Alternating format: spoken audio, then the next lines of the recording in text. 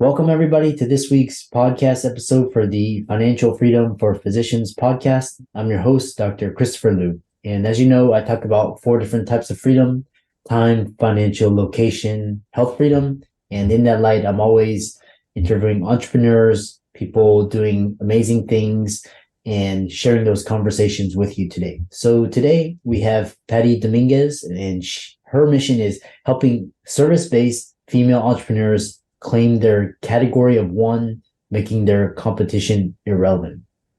So today's talking all about walking away from a six-figure job, bulletproof your business, standing out in a crowded marketplace, and branding. So, Patty, welcome. Thank you so much. I appreciate being here, and I hope to add lots of value to people that are listening to this show. So thank you, Dr. Liu. Yes, thanks for coming on. I know you're founder of Positioning to Profit. You're a best-selling author, advisor, and marketing expert. So, and you've appeared on Smart Business, Investors Business Daily. So, tell us more about your story, how you got started, and we'll go and see how we can add value to the audience. Yeah, for sure. Thank you so much. Well, I love the four freedoms that you talked about because interestingly enough, my highest value is freedom. And I didn't really realize it because I was always taught growing up to go to school, to go to college, right, to get a good education, to get a good job. And so growing up, I came from parents that were blue collar employees, and then their biggest wish for me was for me to have a job where I had an office and a nice car. So that was the how they said, "Oh, she's successful." So I really, it was interesting. So I really strived to make that happen, and it wasn't until I was in my corporate career, and then I was like, "Okay, well, now I have to go get my advanced degree." So I went to go get my MBA, and the higher the ladder I went, the more I recognized how much I wasn't a good fit. And it wasn't because I didn't have the opportunity to work with really brilliant minds or anything. It was just that the value system or what I was doing didn't necessarily mesh. And I didn't even understand those concepts, right? So I just knew that I'm like, oh, this wasn't for me. Well, in 2008, I was at the top of my career, so to speak, and I was doing really well from a financial standpoint. And I was unceremoniously let go, right? There was layoffs because of what happened with the economy. I was given a pink slip, so to speak, and I'll never forget, I was packing all my stuff in a cardboard box, and I was walking out. I had this like big aha moment. I was like, oh, I'm no different than the French fry guy at McDonald's. Like my job is not an asset, right? So I started getting more educated on like, what can do to control my own environment, to control what was happening to me. And I really thought, I'm like, I'm never going to let that happen again. Probably find another job. But in the meantime, I think I want to go into this whole entrepreneurship thing. So long story short, I really recognized when I left my corporate job in 2013, I worked one day, right? I was in a Fortune 50 company. I worked one day so that I could collect my big fat bonus. And then I ventured off into entrepreneurship, apples and oranges. I thought to myself, well, surely I could figure this out because I'm an educated woman. I've been in corporate for 18 years and all the things. And then I really came to recognize that entrepreneurship is a completely different thing. And one of the things that I negated for a really long time was the corporate experience that I had acquired. So when I quit my job, I was still doing some consulting. And it wasn't until I was in a consulting job that we were working on a new product introduction for a big company. I was a contractor, right? I was a consultant. And I remember being on a Zoom call. There's a bunch of people on there and everyone was talking about this product launch. And I just had this moment. I was like, oh my gosh, everyone is talking about positioning of this cookie. It was a cookie. Like, how is the cookie going to be consumed? Is it men or women carrying it? And is it an on-the-go product? And all these things. And I recognized that the thing that was missing in the entrepreneur space was not enough people were talking about the power of positioning around standing out uniquely. And that's when I started to carve my own little corner of the market in the white space that I found. Is I help really entrepreneurs, anybody who is looking as a solopreneur to stand out uniquely, to set themselves apart. So going back to the positioning book from 1978, Al Ries, Jack Trout, right? A perennial classic where they talked about the power of positioning, and what they talked about more than anything for corporations was brands that are looking to capture mind share. So I thought to myself, well, that should apply to us as well. And as somebody that has been in the corporate space, I worked with many brands that were doing huge product launches on a global basis. They talked a lot about the importance of that, of positioning. So if you're listening to this and you're wondering why you're not standing out or you're not getting the attention, it's because that mind share has not been captured. And therein lies what I do and what I help people with. Yeah, it's quite interesting. You say so many pearls and epiphanies, and I think last 2 years, people come to realize that people rent jobs and there's no loyalty. So so really the best way, you have to always look out for yourself and your best interests, and you have to diversify your income streams and not just be dependent on one. And then this idea of marketing and positioning is so key, because if that way you don't have to worry about your next you just worry about staying in your lane, you do your thing, and then so you talk about we'll talk about creating a category of one, which is key. Tell us more about that. Well, creating a category one, again, it goes back to the idea of what is a mind share you want to capture. So think about what it is that you do. If you say to me, and I could always tell when somebody has not focused on their positioning at all, which in all fairness, most people just don't, right? It's not anything that people focus on. Most people focus on the branding of what they do, like a great logo, or they'll have their website, and just people obsess about these things that, yes, to some degree they're important, but I would challenge the thinking that positioning is more important. Okay. And the reason is because differentiation is at the core of what positioning is about, right? So different is better than better. Most people focus on, I have this degree or that degree, or I'm doing this in the marketplace, or these are my accolades. Unfortunately, that's not enough. I always see that as a cost of entry, perhaps, maybe a slight competitive advantage. But if you really want to focus on the differentiation aspect of it, you really want to make it so that your prospect on the receiving end is looking at things from like, what's in it for me? That's all they care about. So unfortunately, right, as somebody has advanced degrees as well, they don't care about our degrees. They just don't, So what they care about is what's in it for them. How are you, professional, going to help me as your potential customer? So the question now on the table is, what are you known for? So if you're not sure what you're known for, I think it's as easy as doing some kind of a survey to your peers, to prior customers, clients, to people that you admire, your mentors, your family, doing a simple quiz where you can, a survey where you can ask people, what are some words or adjectives that you would use to describe me? What do you think I'm known for? What is the core talent or my zone of genius that you believe I have? And it's just to get people's pulse on what they see about you, because sometimes, a lot of times, we're in the jar, so we can't really see the label from the outside. We don't know what we're known for. And so just starting there to see what are some power words that are coming through that I could really leverage. And if you're intending to grow a business based on that thing that you do, your zone of genius, you want to make sure to differentiate. So I think the survey is a great starting point, but then further alongside, it's creating a system that is unique to you. See, a lot of times we look at the competition and we're like, oh, that person is doing really, really well. Maybe that's the secret. I'll just do what they're doing. And unfortunately, that's just copycats, right? You're marketing like a copycat. And the only thing you're ever going to do is be the second best version of that person. And so the thing that you bring to the table is unique to you.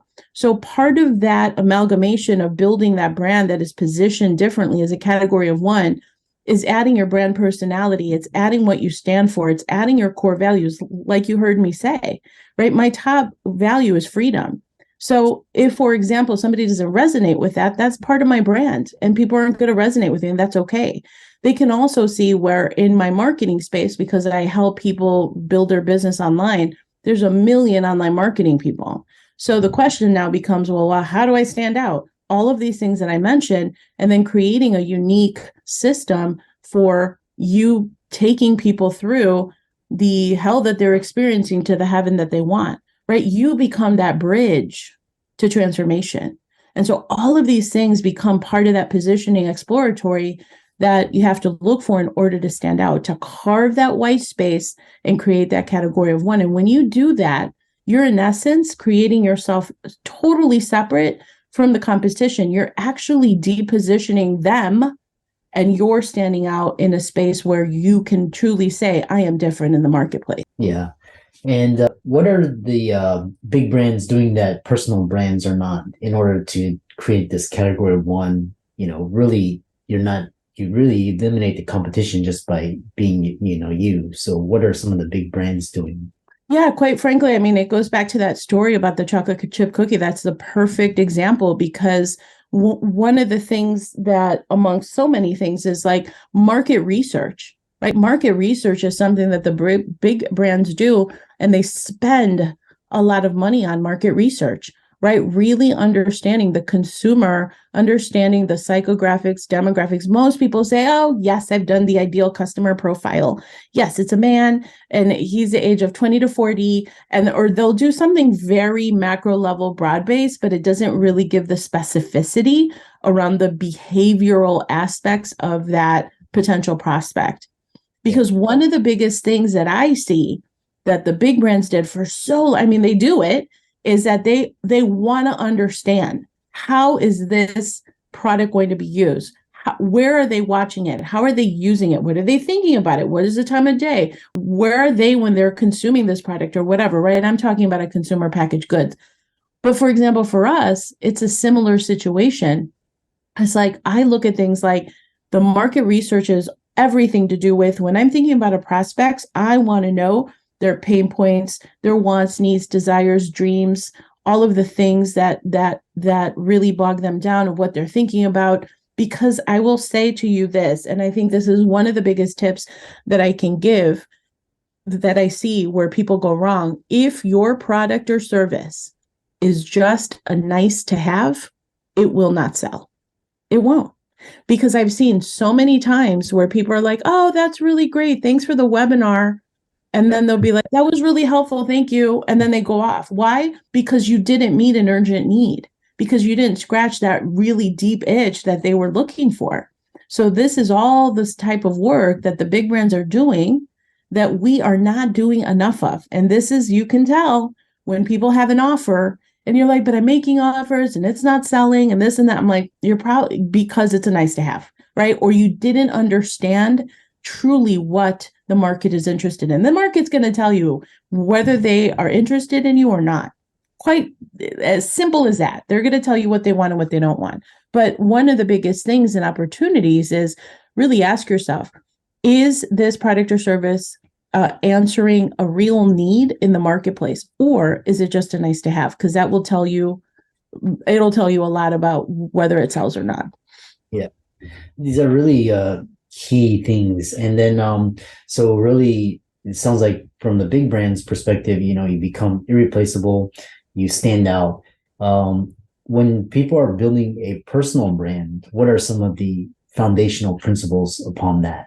Again, going to the whole idea of what is it that you stand for? What is it that is most important to you? So creating the philosophies by which you stand for, right? So there are some people that will take a very particular political stance, right? Well, now you know what they stand for.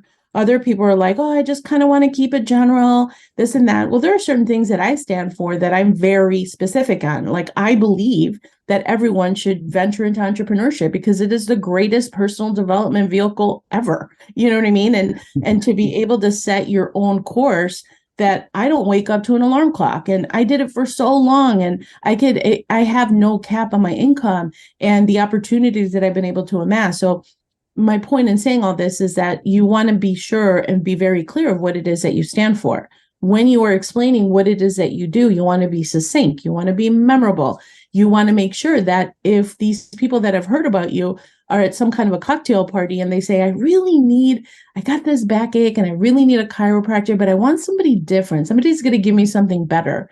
That person, oh my gosh, I know just the person that I want to introduce you to. Capturing mind share, right? So that ability to capture mind share is only as good as the clarity in which you relay your message so that people remember it, so that they know what you stand for, so they can back you up and say, you know what, I really like her. And of course, there's going to be a risk there that there's going to be people who don't like you. You got to be okay with that because you're not for everybody. One of the worst things that you can do is say, oh, I help everybody. If you help everybody, you help nobody, right? So be more specific around who you're helping and who is really that person that you want to help. The other part of that I get is like, well, if I only help this person, is that going to take me away from helping others? No, not necessarily. But if you hone in, there's always going to be the ripple effect of other people that you can help. And you will, but you're focused on that one ideal. I call it a premium prospect, right? The premium prospect that you want to attract in your business. Yeah, these are all very keys. And, as we're nearing the end of this podcast, you've given so many very key ideas. How do you, in today's economy, they're predicting next year is going to be a really bad year, recession. How do you bulletproof your business in today's uncertainty? Yeah, I definitely believe that you should have, when you're looking at your product suite, you can have different offerings for different people because let's face it, there's always going to be a premium, high ticket type of a market.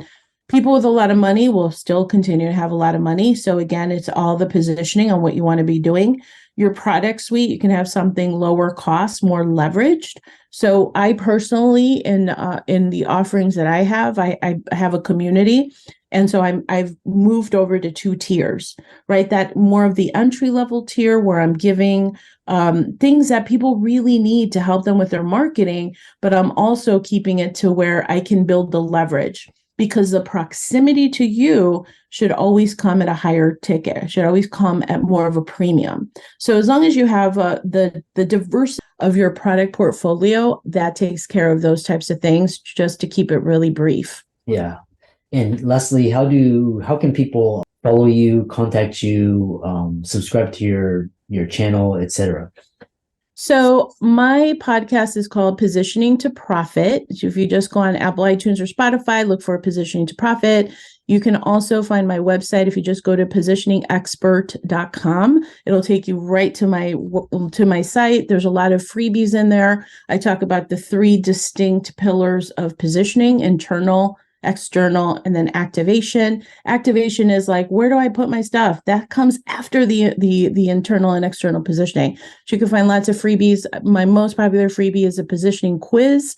You can find that at positioningquiz.com. So thank you so much. Yes. And for all the listeners out there, Patty's resources will be in the links and show notes. Thanks for a great episode and dropping so much alpha for all the listeners out there. Be sure to check Patty's resources. And with that, thanks for coming on to the show. Appreciate you, Dr. Lou. Thank you so much for the opportunity.